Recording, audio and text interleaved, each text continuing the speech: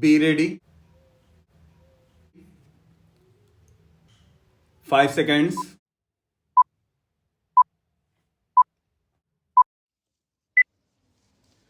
Start. My beloved 140 crore family members, world's biggest democracy, and in the context of population as well. We are trusted for being number one.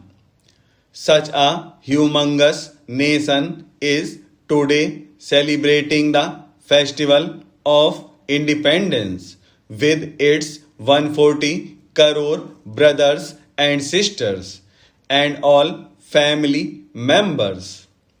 On this momentous and sacred occasion, I extend my greetings to each and every citizen of the country, to each one who loves, respects, and takes pride in our nation, India.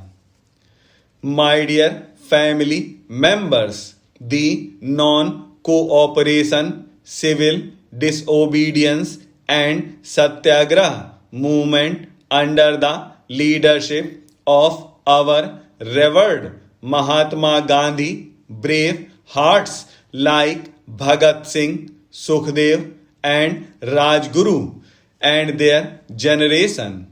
There will hardly be any person who has not contributed to the independence of the country. Today, I respectfully pay homage to all those who contributed and sacrificed their lives during our freedom movement. My dear family members, unfortunately, this time the natural calamity created unimaginable distress in many parts of the country.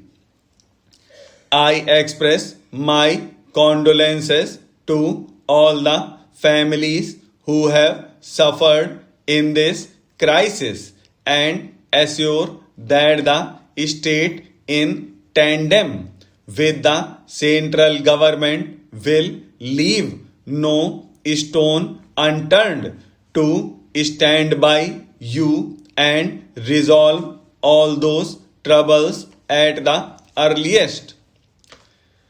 In the past few weeks, particularly in Manipur, in the northeast, and in some other parts of India, there has been a spell of violence where many people lost their lives and the dignity of mothers and daughters was violated.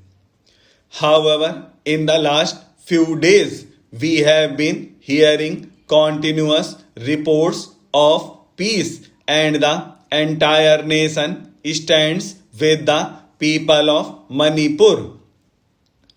The people of Manipur have maintained peace in the past few days, and they should continue to foster that peace as it is the path to resolution. Both the state and central governments are working together to find solutions to the issues and will continue to do so. When we look back at history, there are moments that leave an indelible mark, and their impact lasts for centuries.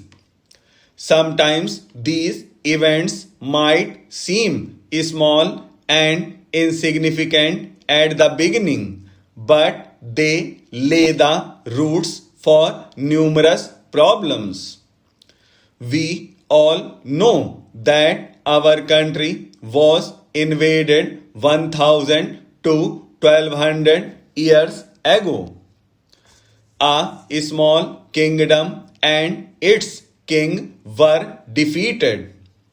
However, we could not have known that this event would lead India into 1,000 years of subjugation. We got ensnared in slavery, and whoever came looted us and ruled over us. What an adverse period it must have been, that 1,000 year span. Friends, I am talking about the events of 1,000 years ago for a reason. I am witnessing another opportunity before our country, a time when we are living in such a period, when we have entered such an era. It is our good fortune that either we are living in youth or we have taken birth in the lap of Mother India in the first year of Amrit Kal. And mark my words, my dear family members, the actions we take, the steps we take, the sacrifices we make, the penance we undertake in this era will define our legacy. We will take decisions one after the other, and the golden history of the country for the next 1,000 years is going to emerge from it.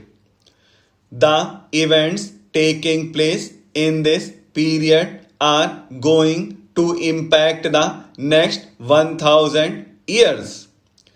The country which has come out of the slave mentality and is dedicated to the five resolutions is moving forward today with a new self confidence. The nation is working wholeheartedly to fulfill the new resolutions. My mother India, which was once a powerhouse of energy but was buried underneath a pile of ashes, has been awakened once again by the efforts, consciousness, and energy of 140 crore countrymen.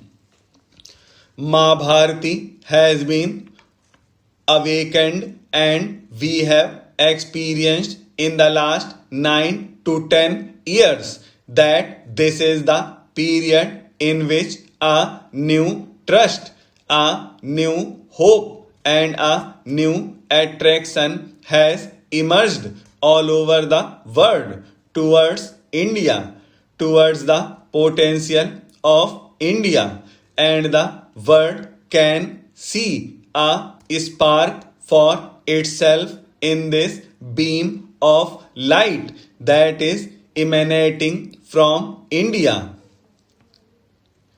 A new trust is growing around the world.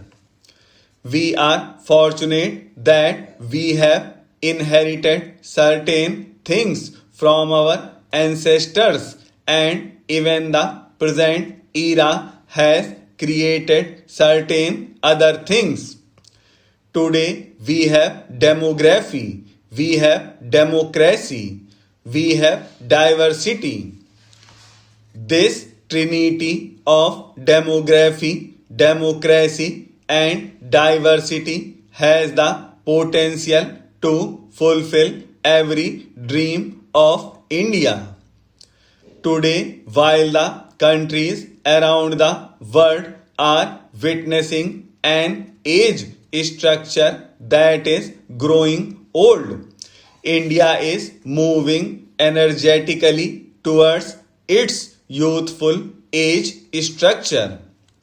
It is a period of great pride because today India has the highest population under the age of 30. This is what we have in my country. The youth below the age of 30 years.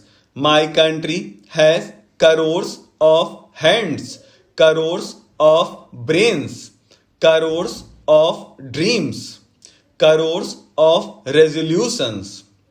So, my brothers and sisters, my family members, we can get the desired results.